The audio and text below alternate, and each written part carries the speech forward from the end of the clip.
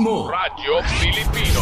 Saan mang bahagi ng Pilipinas, saan mang bahagi ng mundo, ano mang uri ng pamumuhay, kabahagi mo. Kabahagi mo. Radyo Pilipino. Radyo Pilipino. Sumasahimpapawid sa DWPR 1296, Dagupan, DZTC 828, Tarlac, DZLT 1188, Lucena, DZYM 1539, Mindoro, DWRL 1080, Legazpi, DWRN 657, Naga, DYRB 540, Cebu, DYRL 1035, Bacolod, DYRN 1134, Dumaguete, DXCO 1044, Cagayan de Oro, DXGS 765, General Santos, DXOC 1494, Ozamis, DXOW 981, Davao at Radio Filipino Podcast Center Manila. Ito ang kabahagi mo, Radio Filipino, napapakinggan on air and online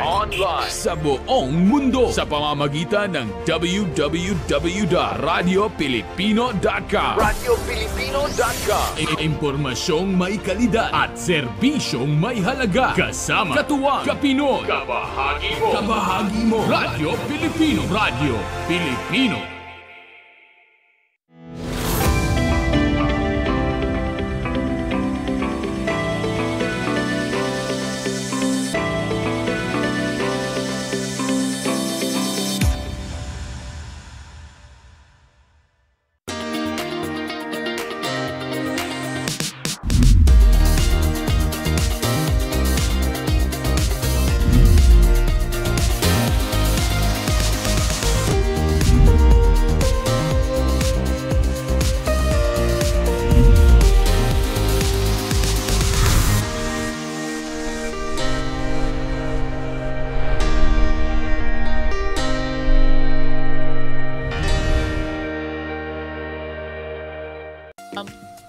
Hello, happy morning. Mga paabak po, kaya kayo nga. Naimbaga-bigat kada kayo amin, apo. Siyempre, nandito pa rin ang tropang Good Morning Tarlac. Ako po yung lingkod, Leng Lopez Jamson po. My partner, hi! Diyan ka muna. Yes, at ako naman po si Jam Torio. Good morning to everyone. Mas Santos, sa kabasan si Kane Amin. Ayan, magkabilang mundo na naman po kami ngayon ni Miss Leng. Yes, oo. At siyempre, may time na split muna tayo. Yes. Pero madalang naman po na nag-split kami ng aking partner. Pero siyempre, kumusta na po kayo? At tuloy-tuloy pa rin tayo dito sa ating Good Morning Tarlac. At naka-streaming na po kami. Yes, syempre po, hindi po mawawala ang ating streaming sa Facebook page po ng RTV Tarlac Channel 26. At sa mga mahilig naman po mag-YouTube dyan, isearch lang ang RTV Tarlac Channel 26 din po. Sa mga may antena ay Channel 26 at kapag Converge Cable ay 102 channel. Yes. And napapakinggan din po kami sa ating DCTC AM station. Karetang makirandam kaya kayo, maya pa abak kaya kayo ngan. At salamat lagi, salamat po lagi sa inyong pagkikinig at pagantabay. Jam, alam mo, medyo nakalabas tayo ng late na kagabi, At napansin ko, naobserbahan ko, ang linis-linis ng Ertaniedo. So, ibig sabihin, yung oras na gabi, naglilinis na sila, yung ating pong mga nangangalaga sa kalinisan. Yes, meron kasi kami. Tuloy-tuloy ang kanilang clearing operation kahit anong oras. Kasi madalang ako lumabas ng gabi kasamang Jam, lalo na medyo late na, Kaya sabi ko, wow, ang linis-linis. Ako mismo, nakita ko sa mata ko kung gaano, di ba? Kung gaano kalinis. Tapos nakita ko yung kariton na dala-dala, yung mga boxes of mga karton ba, siguro na, alam mo na, mga tinapon siguro, palengke kasi yun harap ng palengke, Kaya sabi ko, wow naman, magamis na kasi pag andalang ko kasi lumabas paggabi, medyo na late nga, kaya siguro yung mata ko, pasensya na, At hindi ako nakapag-studio ngayon, pero Masaya po tayo, natutuwa tayo. Sana, samahan po natin, makiisa tayo sa kalinisan din, dahil nagpapagod po, for implementing this clearing operation. Siyempre po sa direktiba ng ating Lady Mayor Christy Angeles.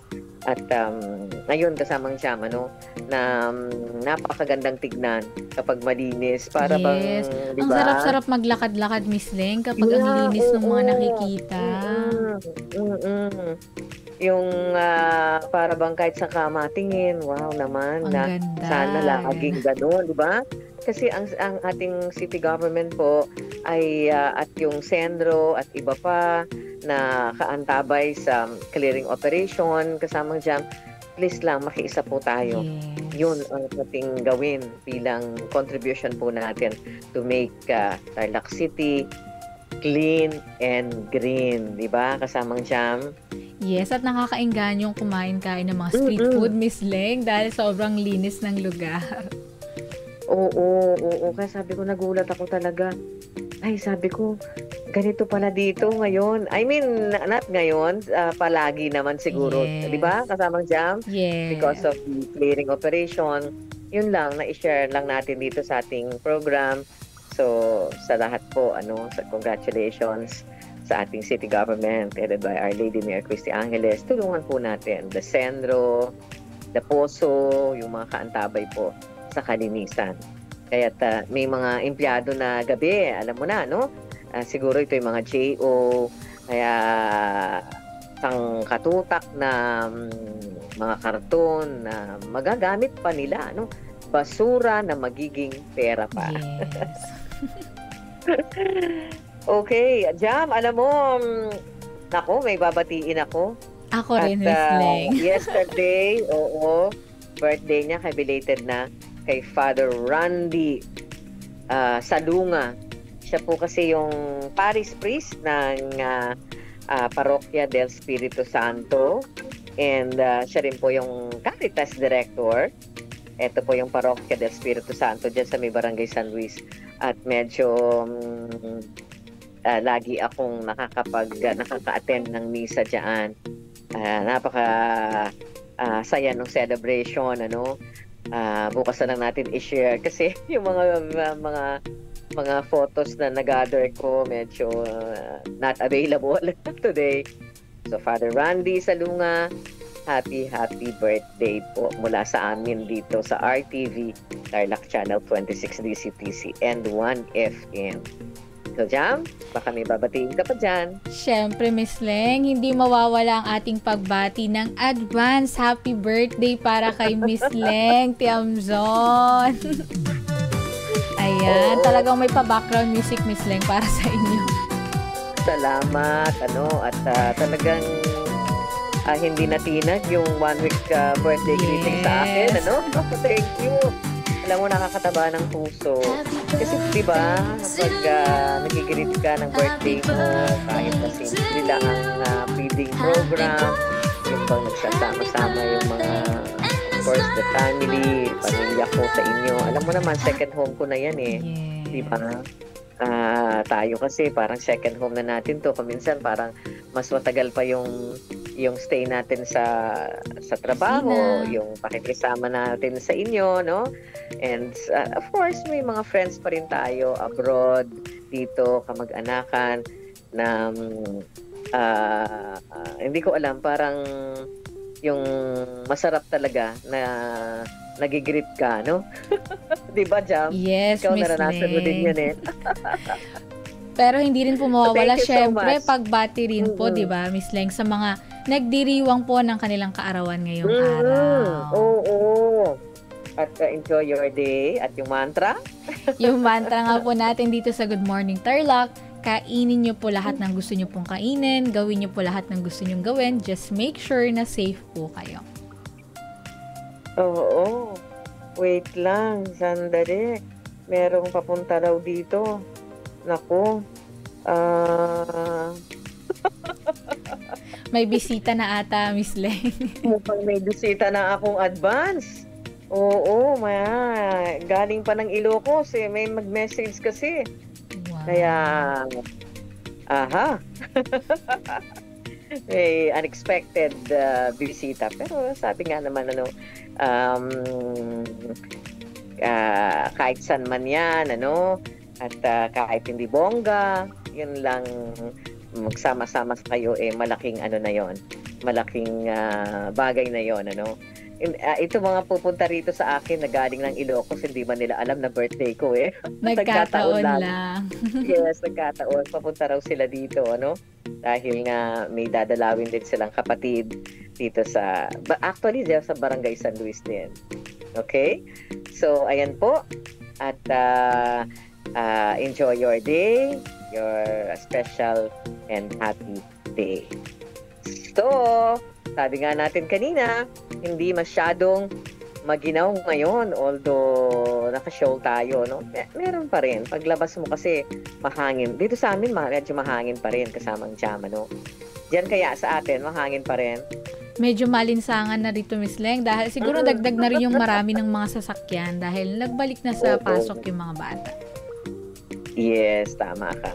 At, ayan, this time siguro, bakit kaya humina yung ating amihan? Yahatid yan ng ating weather specialist na si Obet Badrina. Ano bang magiging lagay ng ating panahon ngayong araw na ito? Obet?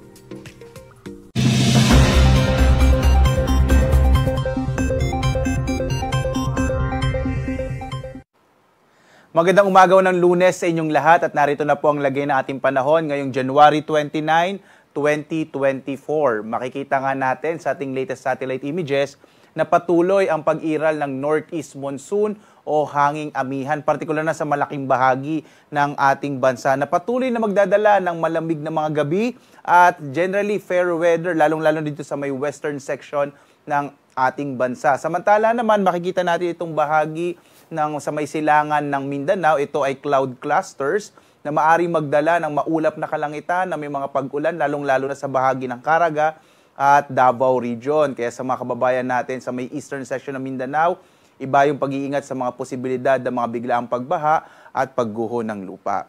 Wala pa rin naman tayong nakikitang anumang posibilidad na magkaroon tayo ng bagyo sa mga susunod na araw. Posible nga, lalo't patapos na ang buwan ng Enero, ay wala tayong naasahang magiging bagyo within the week. At narito ang ating inaasahang panahon dito sa bahagi ng Luzon. Makikita natin dito sa may Cagayan Valley Region, Cordillera, kasama na rin itong bahagi ng Aurora, Quezon at Bicol Region.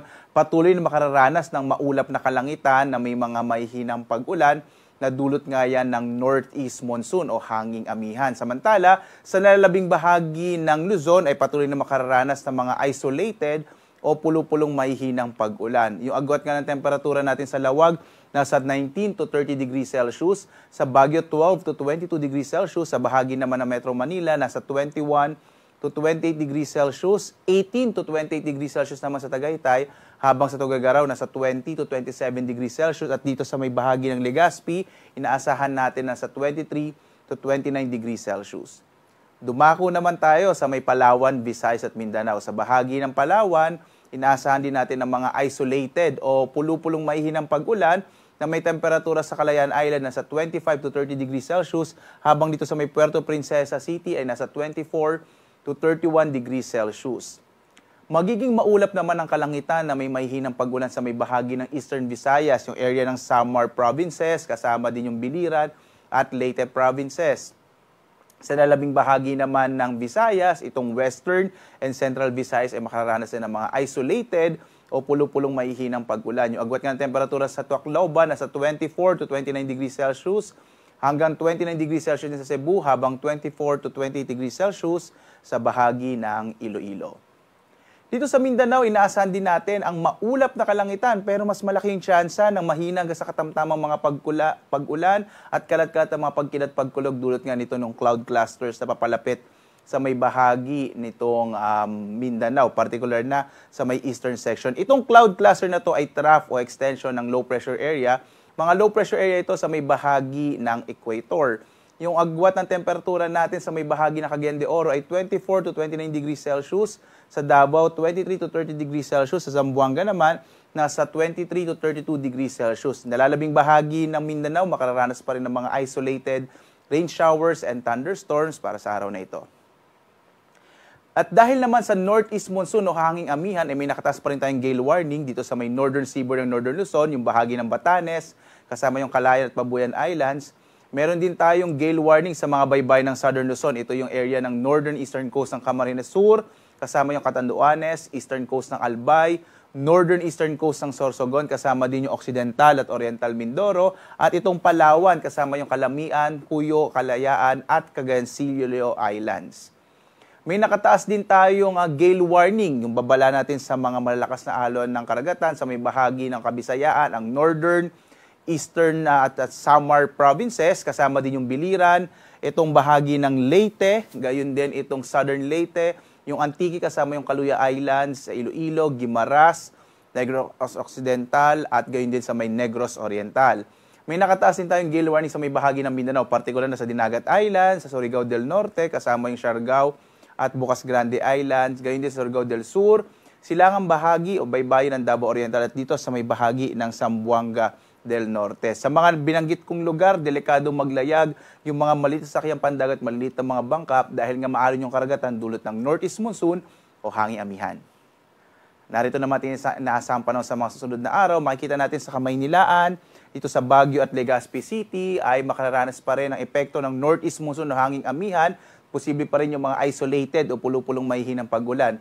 Yung agwat ng temperatura in the next 3 days dito sa Metro Manila ay mula 22 to 31 degrees Celsius sa Baguio, 12 to 23 degrees Celsius, habang sa Legazpi ay mula 22 to 30 degrees Celsius.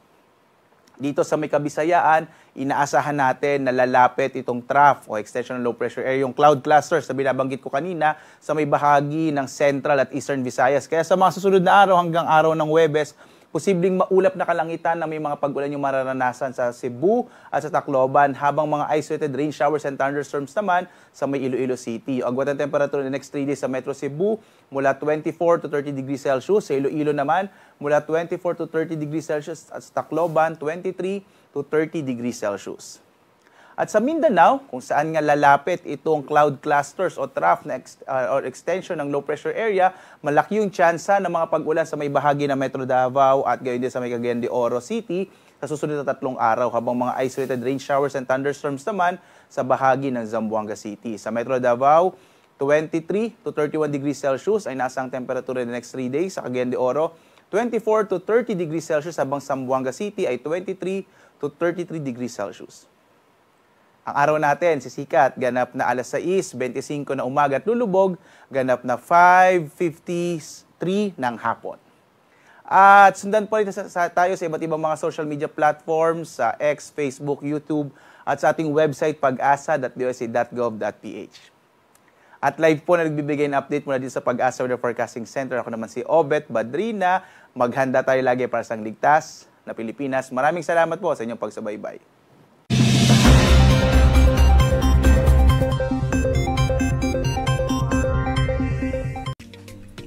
Yes, Obet Badrina, thank you so much. Yan po yung ating lagay ng ating panahon ngayong araw na ito.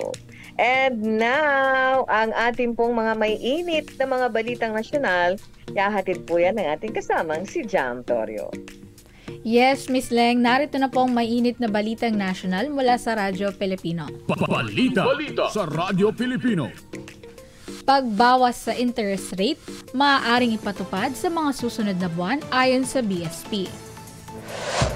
Maaaring magpatupad ng pagbabawas ng interest rate ngayong taon.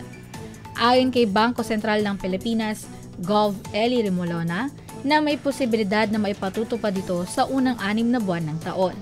Sa kasalukuyan kasi ay ang reverse repurchase rate na ginagamit ng mga bangko ay nasa 6.5% na. Bagamat bumaba ang inflation noong December na 3.9%, subalit ang average na 6% na mas mataas sa 2 hanggang 4% na target range. Dagdag pa nito na inaasahan na magkakaroon ng paglago ng gross domestic products ngayong taon na mahihigitan ng nakaraang taon. Balita sa Radyo Pilipino. Ex-President Duterte may pagdududa sa isinusulong na People's Initiative. Nagkaroon ng pagdududa si dating Pangulong Rodrigo Duterte sa isinusulong na People's Initiative. sa tulumpati nito sa isinagawang prayer rally sa Davao City na hindi dapat napalitan ang konstitusyon dahil ito ang itinuturing na bahay ng bansa. Hindi rin tama umano ang proseso ng mga mambabatas na magpapirma dahil dapat ang magsasagawa nito ay ang DILG na ipapasa sa mga barangay hanggang sa national level. Magugunitang itinanggi ni House Speaker Martin Romualdez na siya ang pasimuno ng People's Initiative kung saan bawat pirma ng mga mamamayan ay may kapalit na pera. Balita sa Radyo Pilipino. Kick-off rally ng Bagong Pilipinas, generally peaceful ayon sa PNP. Pangkalahatang naging mapayapa ang kick-off rally para sa Bagong Pilipinas na isinagawa sa Quirino Grandstand sa Luneta, Maynila kamakailan. Ito ay batay sa naging pagtaya ng Philippine National Police bago, habang at matapos ang isinagawang pagtitipon. Ayon kay PNP Public Information Office Chief Police Colonel Jean Fajardo, may mga naiulat sa kanila na dumalo sa naturang pagtitipon na kinakailangang bigyan ng agarang atensyong medikal dahil sa pagkahilo at iba pang mga minor illness.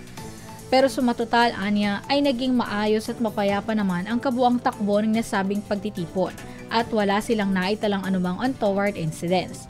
Sa kabuuan, ani ni Fajardo, nagpakalat sila ng aabot sa 3,587 na mga tauhan bukod pa sa tinatawag na force multipliers mula sa Armed Forces of the Philippines, Philippine Coast Guard at Bureau of Fire Protection. Gayon din ang mga nakastandby na medical teams mula sa Metropolitan Manila Development Authority at lokal na pamahalaan ng lungsod ng Maynila. Tinataya na mga aabot sa 400,000 individual ang dumalo sa naturang pagtitipon. Balita sa Radyo Pilipino. Sa iba pang mga balita, Dinagyang Festival magsilbing paalala ng pangalagaan, protektahan at itaguyod ang pagkakakilanlang Pilipino ayon kay PBBM. Nagpahayag ng kanyang pagbati si Pangulong Ferdinand Marcos Jr. sa mamamayan ng Iloilo. Sinamantala din ng Pangulo ang pagkakataon upang paalalahanan ng mga deboto ni Senior Santo Niño na nagdiriwang ng Dinagyang Festival upang manguna sa pangangalaga, pagprotekta at pagtataguyod ng pagkakakilanlang Pilipino. Ani ng Pangulo, let the Dinagyang Festival serve as a reminder of our collective responsibility to preserve, protect, and promote our identity in these changing times. Binigyang diin din ng Pangulong Marcos na sa pamamagitan ng sama-samang pagsisikap, masisiguro ng kapwa Pilipino ang pagpapatuloy ng natatanging paraan ng pamumuhay sa bansa. Tinukoy din ito ang pagdiriwang bilang isang kaganapan na nagpapakita ng kasiglahan ng Iloilo at ang malalim na pakiramdam ng pagkakaisa at pagmamalaki na tumutukoy sa mga tao nito. Ayon pa sa Pangulo, ang Dinagyang Festival ay refleksyon ng mayaman at makulay na mosaik na bumubuo sa lahat ng ating mga katutubong grupo, kasama na ang magigiting at matatag na mga ati. Ang Dinagyang Festival ay isa sa mga taunang inaasahang pagdiriwang sa Pilipinas bilang parangal sa Santo Niño, ang banal na bata. Ito ay pinagdiriwang tuwing ika-4 na linggo ng Enero sa Iloilo City. Balita sa Radyo Pilipino. At yan po ang ating mga balitang national. Balik sa iyo, Miss Leng. Yes, Jam. Maraming salamat. At yan po ang ating mga latest national updates. So, happy morning. Ayan, naka-view yung aking mga ate sa kanilang biyahe, no? Papunta dito sa Tarlac from Ilocos Sur. Ayan, si Jen, si Ate Remy, and si Kuya Ernie. Okay, so this time naman, syempre po, bigyan daan pa rin po natin ang ilan sa ating mga regular segments pa rin po dito sa ating pong Good Morning Tarlac. And now, eto na po ang ating special segment pa rin, o regular, dito sa ating Good Morning Tarlac, ang ating Amyanan Media Channel Reports.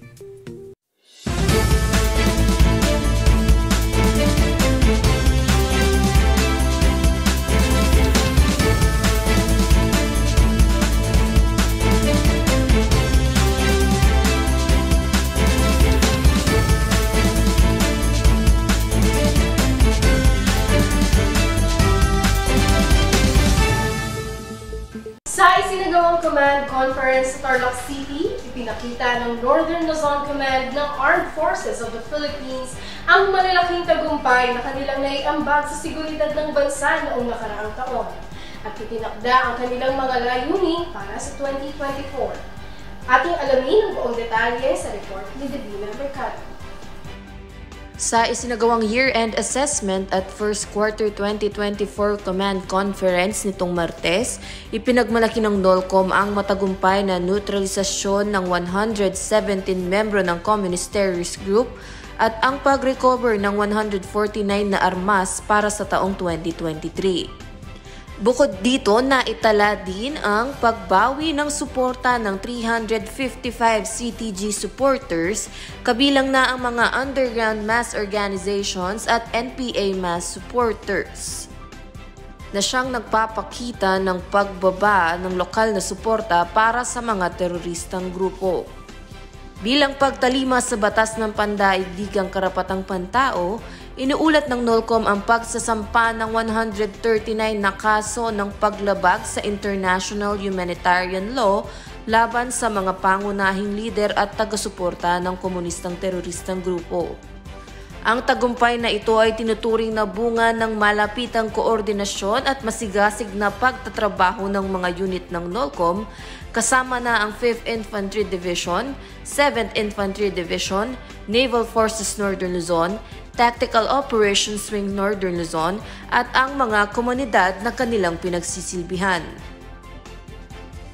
Sa pagsulong ng pagbabantay ng territorial integrity at sovereignty ng West Philippine Sea, isinagawa ng NOLCOM ang 156 maritime patrols noong 2023 sa mga maritime areas kasama na ang Bajo de Masinloc, Philippine Rise at ang Batanes Strait.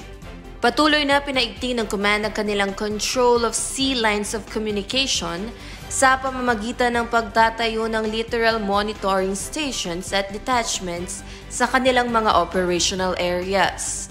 Naging bahagi rin sila ng mga critical na operasyon tulad ng search and rescue, retrieval, fire suppression at relief operations na napatunayan sa panahon ng Typhoon Egay at ang paghahanap sa mga nawawalang Cessna planes sa Apayao at Isabela.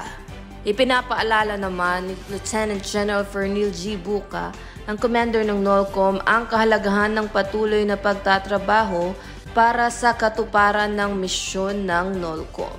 Aniya, ang ating mga tagumpay noong 2023 ay patunay ng ating dedikasyon at kakayahan, subalit hindi tayo dapat maging kampante. Dapat lagi tayong maging handa at proaktibo sa anumang hamon na darating sa seguridad ng ating mga komunidad. Mula dito sa Tarlac City, para sa Amyanan Reports, ako si Divina Mercado, nagbabalita para sa kapayapaan at kaunlaran.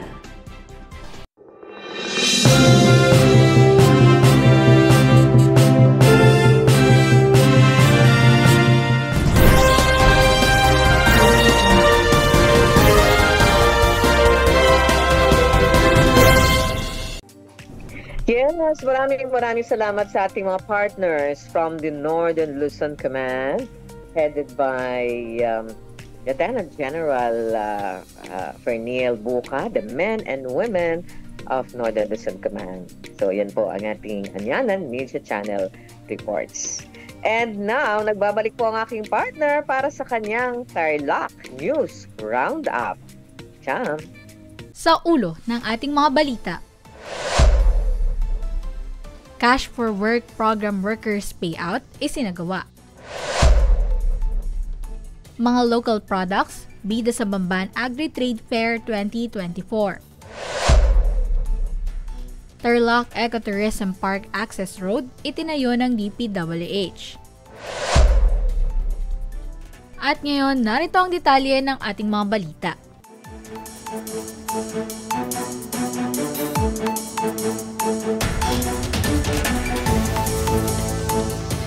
Ang Department of Social Welfare and Development o DSWD at Tarlac Agricultural University ay nagsagawa kamakailan ng ceremonial payout para sa mga kalahok sa programang Cash for Work. Ang kapit-bisig laban sa kahirapan, Comprehensive Integrated Delivery of Social Services, ay ginanap kamakailan sa Continuing Education Center. Alinsunod sa kasunduan sa gobyerno, ang mga estudyante ng TAU at alumni ay maglalaan ng 4 na oras na trabaho araw-araw sa loob ng 3 buwan. Layunin ng programa ay ang mabawasan ng kahirapan sa pamamagitan ng epektibong pagbibigay ng serbisyo, good governance at poverty reduction. Bida sa 3 araw na aktibidad ang iba't ibang mga local produce ng mga farmers sa bayan ng Bamban. Ang aktibidad ay parte ng Bamban Cultural Week celebration na naglalayong palakasin ng kultura, produkto at mga tao sa bayan upang matulungan ang mga magsasaka na maibenta sa merkado ang kanilang mga ani. Ipinaliwanag ni Bamban Mayor Alice Lialgo na ang sentro ng Bamban Cultural Week celebration ay ang kahalagahan ng mga tao at ang cultural identity ng bayan ng Bamban. 15 barangay ang nakilahok kamakailan sa isinagawang Agri-Trade Fair. Bida sa kanilang mga booth ang kanilang mga tindang gulay, prutas, isda, Carabao's milk, woodcraft, rice delicacies, condiments, banana chips at iba pa. Sa iba pang mga balita, tapos na ang pagsasagawa ng Department of Public Works and Highways o DPWH ng 5.182 km Tarlac Ecotourism Park Access Road. Ang proyekto ay mayroong ding LED street lights, warning at informative signs at solar pavement markers. Binigyang diin ni DPWH Tarlac 1st District Engineer Neil Farala na ang pinabuting road infrastructure at safety measures sa lugar ay nagbibigay ginhawa sa mga motorista, lalo na sa mga bumabiyahe sa gabi. Ang pagkumpleto ng 100.3 million pesos project ay pinondohan sa ilalim ng Special Road Fund Motor Vehicle User Charge bilang bahagi ng 2023 national budget. Idinagdag ni DPWH Tarlac 1st District Engineer Farala na ang DPWH ay nakatuon sa pagpapahusay ng kalsada patungo sa sikat na lugar ng turismo sa San Jose Tarlac upang mapalakas ang industriya ng turismo sa lugar at lokal na ekonomiya. At yan ang ating mga balita. Para sa RTV Tarlac Channel 26, ako si Jam Torio, nagbabalita.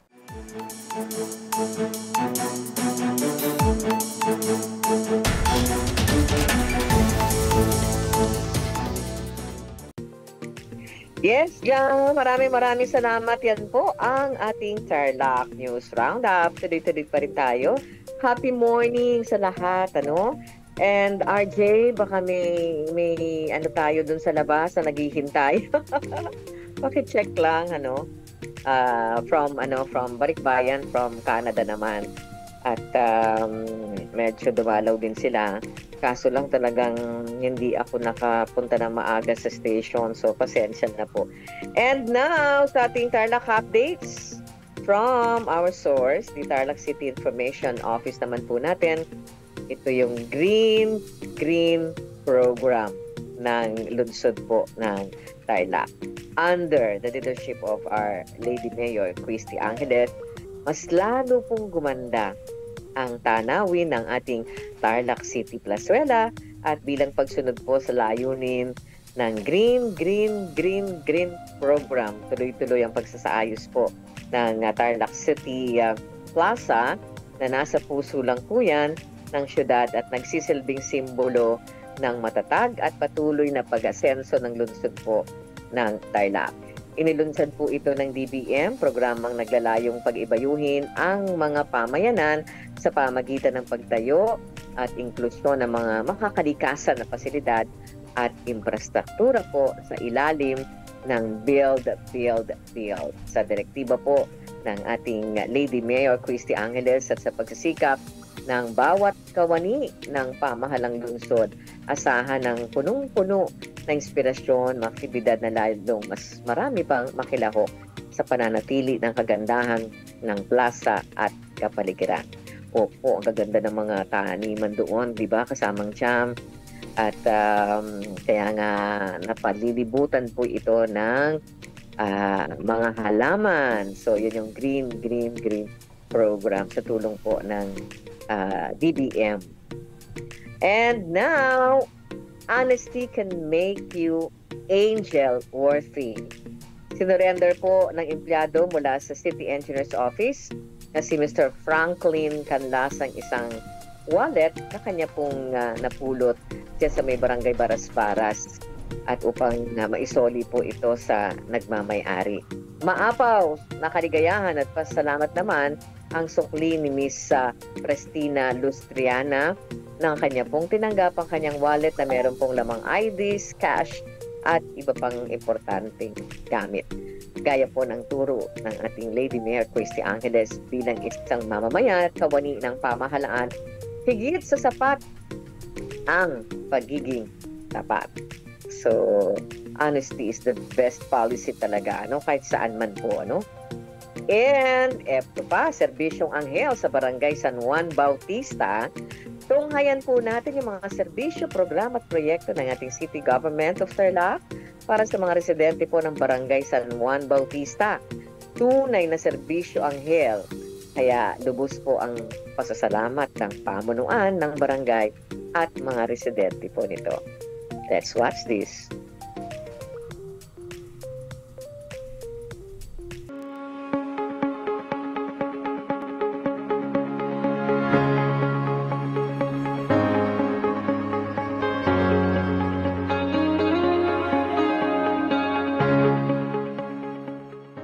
Mayor, kami po ay lubos na nagpapasalamat sapagkat kami inyong binigyan ng barangay hall na mas madali pong hanapin sa ciudad ng Tarlac. Kami po ay nagpapasalamat rin po sa inyo sapagkat napadali po ang aking trabaho bilang sekretary po ng Barangay San Juan Bautista. Hindi po tulad nung dati, Mayor, dati pong barangay po namin is nasa Zone 4 po, nasa may looban po, na mahirap pong hanapin sapagkat po nasa looban po. Hindi po siya tulad ngayon na along the highway na lang po siya at madali na lang po itong makita ng mga tao po. Muli, Mayor, kami po ay nagpapasalamat sa inyo at sa buong syudad po ng Tarlac City at bilang barangay secretary po, nagpapasalamat po kami na lubos sa inyo.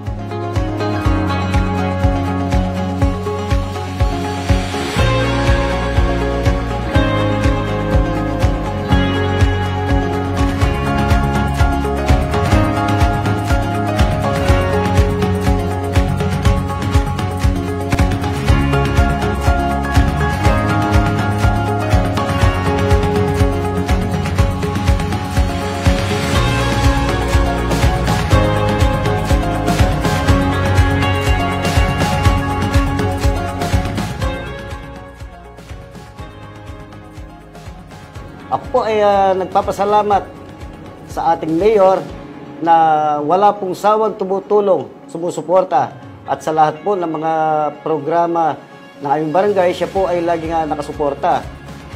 Maraming salamat din po dahil po sa ipinagkakaloob po sa amin ng mga projects, lalo na po yung mga infrastructure projects po, katulad po ng local roads, mga drainage, at syempre po yung napaka-importante po sa amin yung rescue vehicle po na napapakinabangan po ng aking mga kabarangay. Muli po, maraming salamat, Mayor Christy, at 10 po ng Sangguniang Panunsod. Maraming salamat po.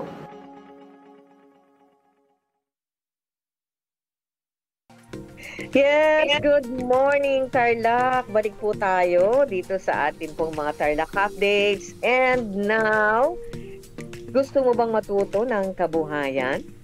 Siyempre, marami ang sasagot niyan, Sa larangan po ng pagkakambing, pagtutupa, at paggagatas ng kalabaw.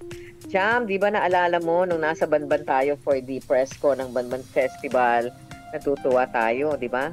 Ang dami-dami rin po nilang mga alagang kalabaw doon, Di ba? Kasamang Cham. Yes, at Miss talagang, Ling. Di ba may suporta sila sa Philippine Carabao Center.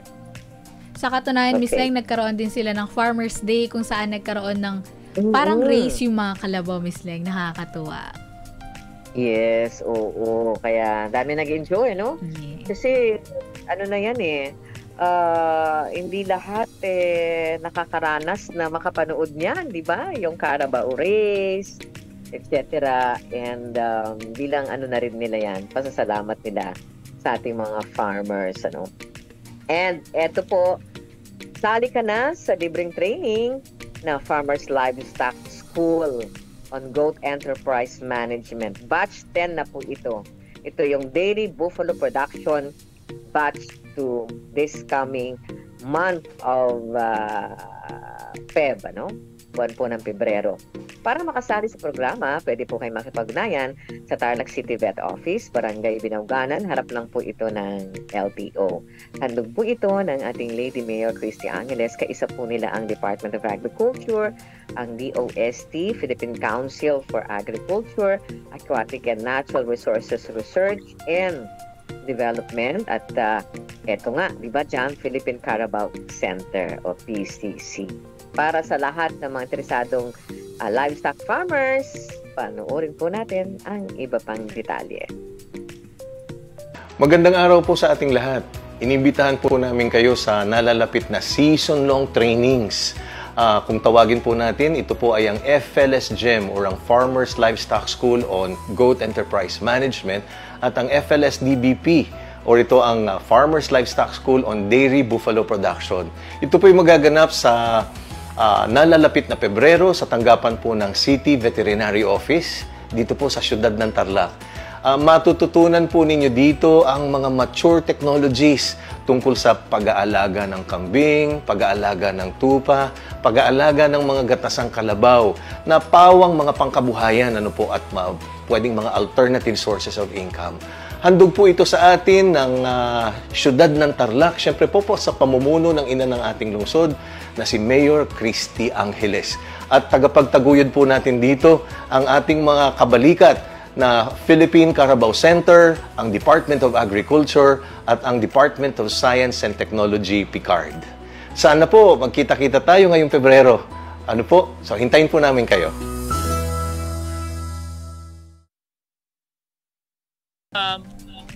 Yes, maraming salamat po, At yan ang isa sa talagang tinututukan po ng ating City Vet under Doc Noel Soliman. Kung meron po tayong balitang Tarlac City, of course, other towns, nakalaman po tayo dito. Baka naririnig ako ni RJ. RJ, pwedeng labas ka lang. Tumatawag kasi yung aking bisita, I hope pwedeng malabasan muna. Okay? At hindi ko siya masagot. Ate, sorry. Sorry, hindi kita masagot na online ako pero may lalabas para tignan ka dyan. Ayan. Okay. Jam, siguro bigyan daan mo yung ating last Tarlac updates. Go ahead. Yes, ito po, mayroong medical at dental mission sa Barangay Surgi 2nd Kamiling, Tarlac. Ang nasabi pong aktibidad ay hatid ng opisina ni Tarlac 1st District Congressman Jaime Coangco. Layunin ng programa na mas mapalawig at mas mapabilis pa ang pagpapaabot ng tulong medikal sa residente ng unang distrito. Ilan sa mga serbisyong natanggap ng mga residente ay ang libreng check-up, dental check-up, blood chemistry at iba pa. Siniguro naman ni Congressman Coangco na tuloy-tuloy ang serbisyo na makatutulong sa lahat ng Tarlacenyo. At yan po ang ating mga Tarlac updates. Ngayon naman po ibigandaan po natin ang ating mga public service announcement. Mula po sa Tarlac Electric Inc., magkakaroon po ng power interruption. January 31, 9 a.m. to 10 a.m. Ang apektadong lugar ay Maliwalo, portion ng Phase 1 at Camellia Subdivision. Pagsapit naman ng 10 a.m. to 11 a.m., ang apektadong lugar ay ang Maliwalo at portion ng Phase 3 sa Camellia Subdivision. Alas 2 hanggang alas 3 naman ng hapon, ang apektadong lugar ay ang Borot at portion ng Tuscany North Estate Subdivision. Another public service announcement po tayo mula naman po sa Tarlac City Water District. Magkakaroon po ng line flushing activity para sa preventive maintenance. January 29 ngayong araw po, nagsimula na po kaninang 9 a.m. hanggang 9 p.m. po. Ang apektadong lugar ay ang St. Mary Subdivision, Poblacion, San Roque, Ligtasan, Kutkut First, Mabini at San Vicente sa harap ng Diwa. Magkakaroon din po ng line flashing activity January 29 pa rin sa Santa Cruz, 1:00 hanggang 5:00 ng hapon. Sa parehas na oras, January 30, ang apektadong lugar naman ay ang Kulipat, Trinidad at South Plains. At yan po ang ating mga public service announcement. Balik sa iyo, Miss Leng. Yes, Jam. Maraming salamat. At dyan na po nagtatapos ang ating Good Morning, Tarlac. So, Jam. Yes, hanggang bukas po. Samahan niyo po kami muli sa pagbibigay ng mga balita at impormasyon para sa lahat. Ako po si Jam Torio. And of course, RTV team, DCTC team, Jam, ayan, maraming salamat. So hanggang bukas po sa ating Good Morning Tarlac at susunod na ang ating Angat Tarlakenyo.